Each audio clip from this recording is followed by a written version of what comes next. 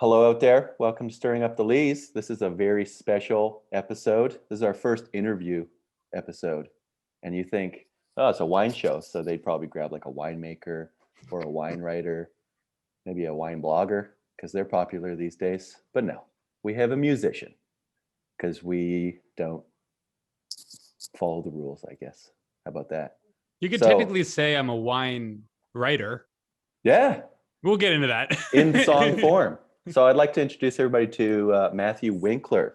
He is a musician from Toronto, Ontario. And the reason he's on the show is because, like he said, he writes songs about wine. I put out a song this past year called I'm Drinking Wine, and it's about drinking wine. So I figured let's do some synergy, you know? It's like Wheaties in the Olympics, baby. We're doing it. Yeah. Bringing it together. The title is very on the nose. It's what you're doing. It's what you're singing about. No metaphor. And I thought there was a deep underlining metaphor. I'm shocked. Well, we could get into that. Maybe there is. There is not. It is. I will go. Yeah, it's very straightforward. Little background. How we know each other mutually, I guess, is because my wife claims she's best friends with Matthew's sister, although she says she's best friends with about 13 different women. So I don't know how that works. I can't speak to that, but I will say that I would say that she's in Cindy's top 4. Oh yeah. Was she in the wedding part? Was she in the wedding party? Oh yeah, she was. Yeah. Oh. And so, I was the wedding party. He was. Oh, yes. But I heard you drank more beer than wine at the wedding. That was okay. That was wine was okayed with. Yeah, the wine has different effects on the old vocal cords. You know, wine's a little more it's a little thicker. Oh. It can coat the throat, maybe get you a little too gummied up. You can't get the notes out, you know. Try swinging Sweet Caroline with a bottle of wine in you, and half the words are missing. Interesting. That's probably the most informative thing we've ever had on the show. It's all trial and error. We've done a lot of weddings. Robbie, my bandmate's banished from drinking any wine if he needs to perform, and he barely drinks it at home because it's a treat when Robbie gets white wine drunk. Like, it's like one of those things where it's like, can you do it tonight? He's like, I got a bottle. And we're like I'll stay sober. I'll be stone cold sober if Robbie drinks white wine, just so I can like soak it all in. Like he becomes a different person, and it's fantastic. Oh man. Wait, so do you have a lot of crazy wedding stories then? Not really a lot of crazy ones. We kind of vet our clients. Ryan and Chelsea got. I don't recall being vetted at all. We had a talk. We had a discussion before we agreed. We consulted Cindy, but we don't want it. We started as a bar band. We play at bars. We drink. We play party songs. That's who we are. And so we started going over to weddings. We wanted to make sure that people were hiring us because they know that we're like 2 party guys. We're not like we're not going to wear matching suits and like do choreographed dance moves. And like, you know, we're going to show up, we're going to have some beers, we're going to party with you guys. And we're going to, you know, so we try to avoid that sort of the overt professionality of a wedding band. Yeah. And just keep it light. We know what we're doing. You got to trust us. So as long as we're on the same page, we can have a good time. And so there's not really many horror stories. There's a couple, but I guess we can't get like asked our deposit back because I've already done the wedding. So I mean, I guess I can talk about it. But. No, you guys were great. Like you said, party songs, and everybody was up and dancing, even the old people. It was awesome. Gotta love it. The old people start the dance floor, as far as I'm concerned. The old people, they know. Like my mom doesn't drink at all, and she's on the dance floor first thing. And it's like, if she can do this stone cold sober, what's your excuse? Like, get out there. And then you've ventured into making some of your own original music. Yeah, I started doing that. I started writing songs a long time ago, but I stopped because the cover song business is a lot more lucrative. Yeah. But in 2018, I started deciding to write again and record again, just start being a little more creative with music. And yes, I've released a couple albums, a couple singles. since then, including one that I released back in June called I'm Drinking Wine, which is why we're here right now. Why we're all here. Yeah. And I think the wine choice is also is part of the story. Right. Should we talk about what we're drinking, Jeffrey? We're What's in the drinking glass? the Jackson Triggs Proprietor Selection Cabernet Sauvignon. Pre-opened and half drank. This is Used. It's a used bottle. We got to prep for the episode, you know? Right. I gave Ryan half this Magnum. I don't know what he's talking about. I don't know. Are you pouring from a water bottle? Yeah, we've been Gave it trading back this to him in a soda soda stream stream. back and forth. Amazing. Yeah, so we're drinking some Jackson Triggs, which apparently I learned today that not only do they have a winery in Niagara, but they also have one in the Okanagan. Yep. Canada-wide brand. This is from Niagara. Yes. Wow. I learned online. Somewhat. Ooh, Yeah. Go on. Yeah, this is an international Canadian blend. So like one of the oddities of Canadian wine is that you have these wines that are in actual fact very low. In BC, it could actually be 0% Canadian content. So they're importing bulk wine from something like Chile, South Africa, and then bottling it in Canada and then selling it. It used to be called cellared in Canada, and then that got changed because it was misleading. So now it's called International Canadian Blends. Wow. But so, yeah, the actual wine is probably very little Canadian content. Is that because we don't have the infrastructure? Is it because our climate's bad? Well, for Cabernet Sauvignon specifically, yes. Right. And to produce Cab Sauv at a level that would go into a bottle that's $10 in Canada, quite difficult. So that's why you would want to bulk up volume and bulk up probably quality with bulk wine from warmer regions. But I think it just comes down to how much they sell. And there's not enough vineyard land for all the wines they sell just in Canada. So they bulk it up. Right. Because there's also Bodacious, which is another, I know that they're a Canadian blend.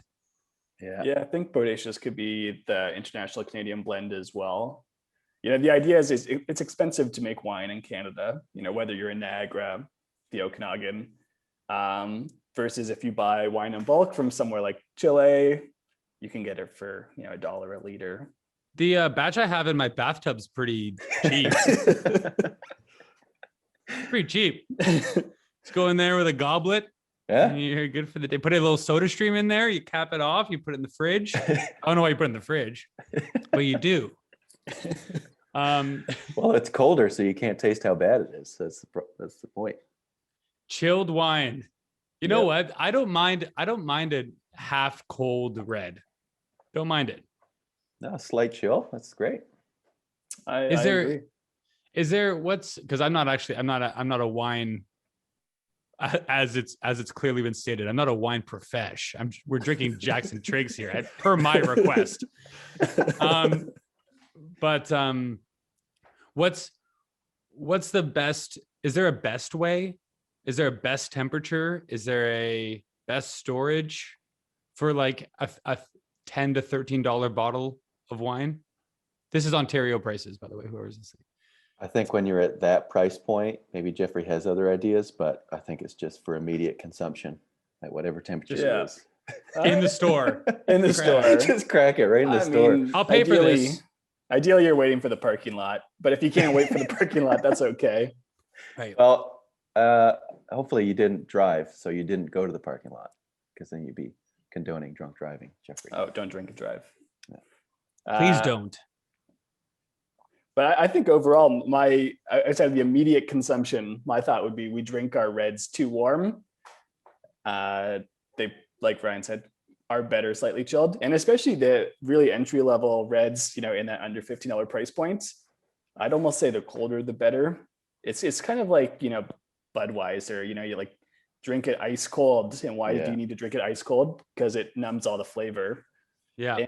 And, not to say there can't be good red wine under $15, but there's certainly a lot of bad wine under $15. Right.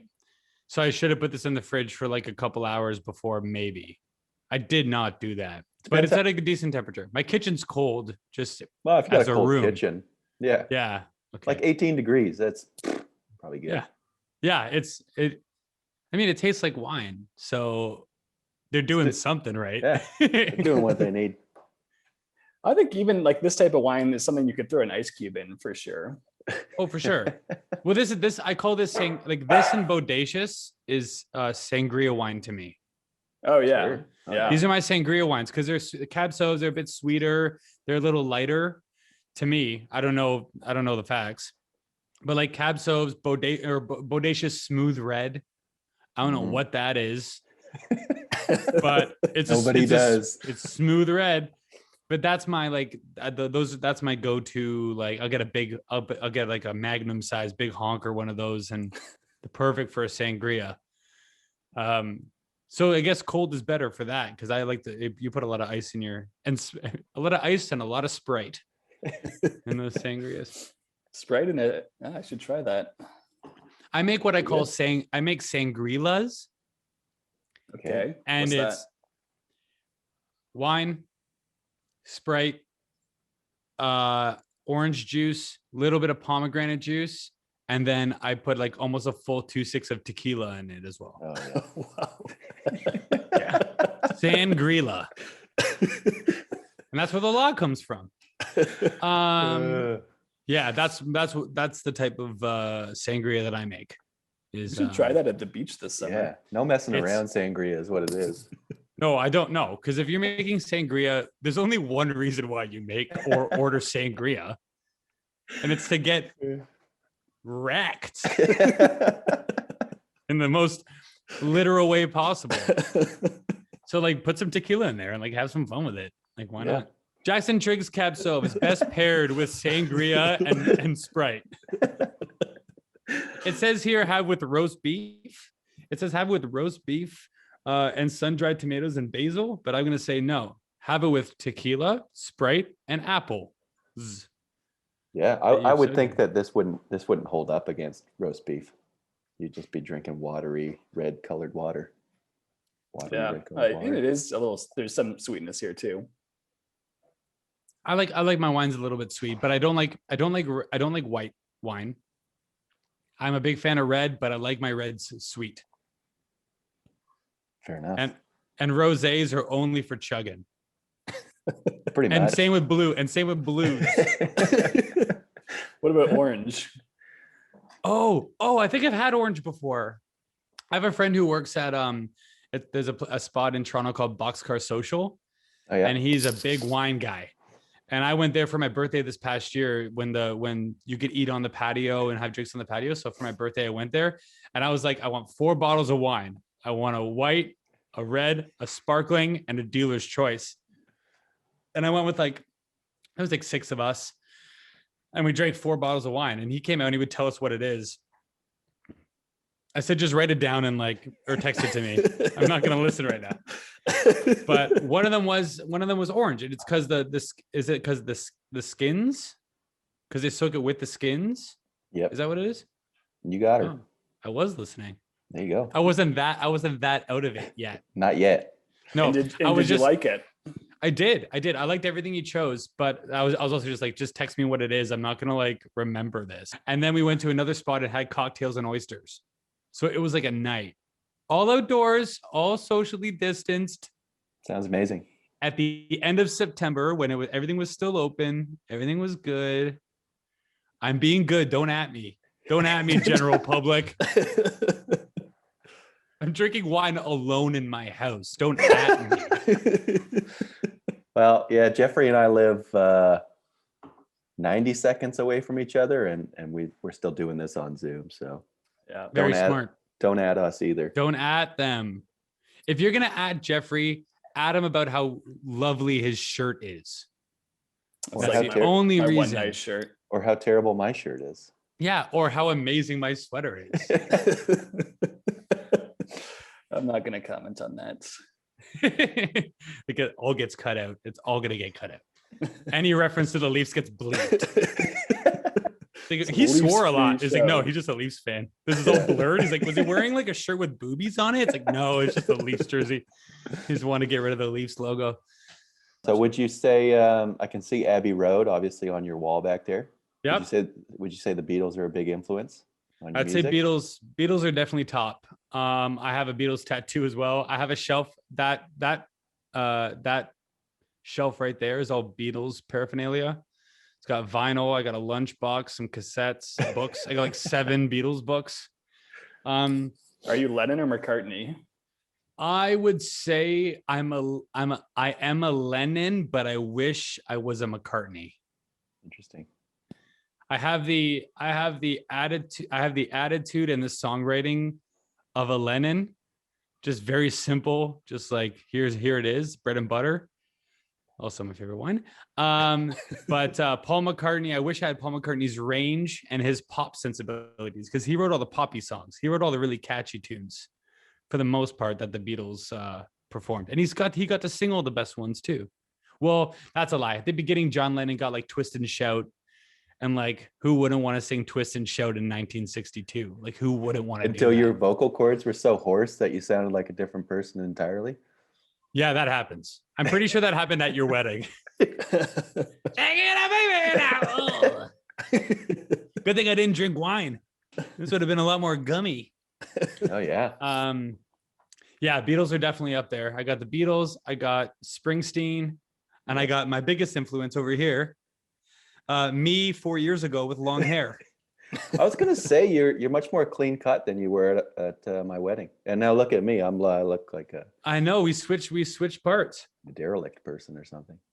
So should we get into a story about why this wine and why where you buy it from? Yeah. I mean, you might as well, right? Let's do it. Okay, cool. So the purpose of Jackson Triggs in particular is because they're sold. They're also one of the exclusive providers for the wine rack. We mentioned before briefly that I wrote a song called "I'm Drinking Wine" that I released last summer, and there's no hidden meaning. It's all very literal, and the song is about the wine rack closest to me, and that I'd go into because I had a crush on a girl that worked there. Oh. And so I would go in there and she would like suggest wines for me and I'd buy all of them. Like, sales had never been better. And I would come home and I would drink wine just to see her again, which is the first line of the song. Yeah. Makes more sense now. The lyrics really speak out. They speak. They're so literal. I don't use metaphors. I don't want similes. Give me cold hard facts. I write songs like true crime documentaries. I want cold hard facts. I want to know who did it. Don't leave it open ended after 6 episodes. Don't be like, and we still don't know. Be like, come on. I'm not watching Unsolved Mysteries. I'm listening to a song about wine. So it's very literal. She was from Manitoba. She's from Winnipeg. So the second line of the chorus is learning about the Jets to impress your friends back home. And that's a direct, it's very literal. Does this lady know that it was about her? Yes. Yeah. We went on a couple dates and we're still friends, and she's a great gal. And I sent her like a voice note. This is like maybe 2 years ago, maybe almost 3 years ago, I wrote this. Oh. And I sent her a little voice note and I was like, this just popped in my head. And she was, oh, that's really cool. It's really sweet. And I was like, okay, I'll keep it. And then I didn't really use it until this past year when I recorded the song and put it out. But yeah, that's basically it. It's literally about a girl who worked at the wine rack, who I had a crush on. So I never drank wine before that or knew anything about it. So I would go and she would like, oh, there's this, everything there is under like $15. It's a wine rack, not a wine cellar. It's literally a rack of wine. Nothing's kept in good shape there. But yeah, I would go there and I'd buy a couple bottles and I'd come home and I'd drink them and enjoy them. And then I'd have a reason to go back and talk to her again. So when I approached you guys, I was like, hey, let's do Let's do a wine from the wine rack. Perfect. Just so tie it in a little bit. And also, I didn't want to spend $15 to be on your podcast. So we hear you, man. We hear you. But you know what? We had some sponsorship, Jackson Triggs. Hey, you know what? You know what wine I love the most? Jackson Triggs.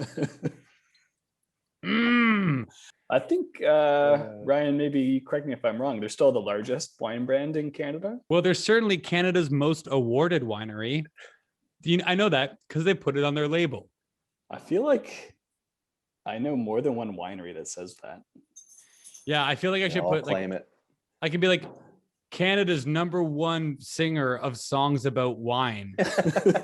Like, it's not right how many here awards on the show. Yeah. Did you know, I don't know if this might change your opinion of Jackson Triggs, but they're actually owned by the Ontario Teachers Pension Plan. It doesn't say that on the bottle. Amazing. Interesting. I thought I would have read that. So obviously it's lucrative because Yeah.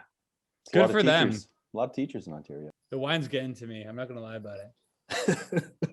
Top me up. You know what? I'm just gonna, you know what? I'm just gonna do this. Fill that glass. Yeah, to the because brim. when I enjoy Jackson Triggs, I never want the party to stop. Which is Naturally. why I fill my glass to the tippy top. Bubbles. Could we request that you play us a song?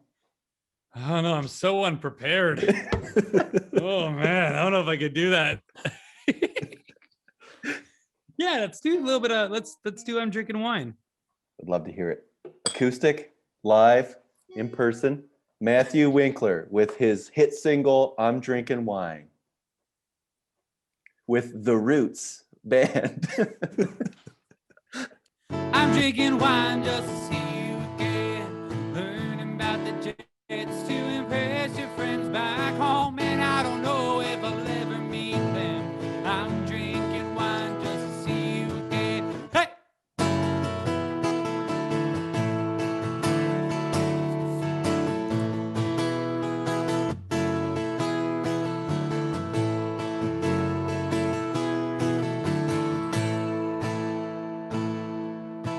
I passed out again with my phone in my hand before saying goodnight. Wanted to say something clever, but my brain turned out the lights. And with winter coming gone and summer on the way, I can finally feel alright. Just gotta stop thinking about if you could, and maybe you might. Until then, I'm drinking wine just to see you again. Learning about the jets to impress your friends back home. And I don't know if I'll ever meet them. I'm drinking wine just to see you. Jeff, don't get too excited. I'm getting wine just to see you again. Maybe once or twice, but then again, I just don't know. The bottle's done, so I guess I'll pretend. I'm drinking wine just to see you again. I woke up again with my phone in my hand, trying to play it cool. There's a song on it where the lyrics remind me of you.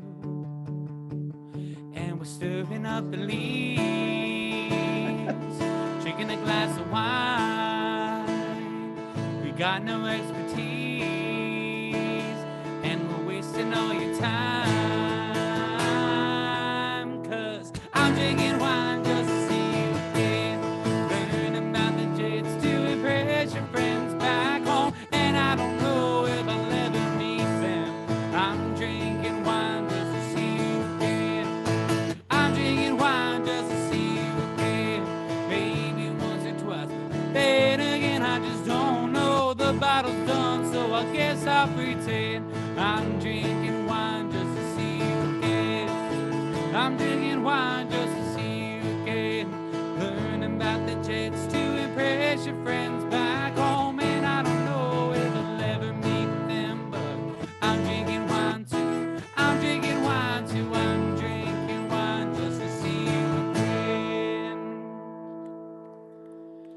I'm drinking wine just to see you again.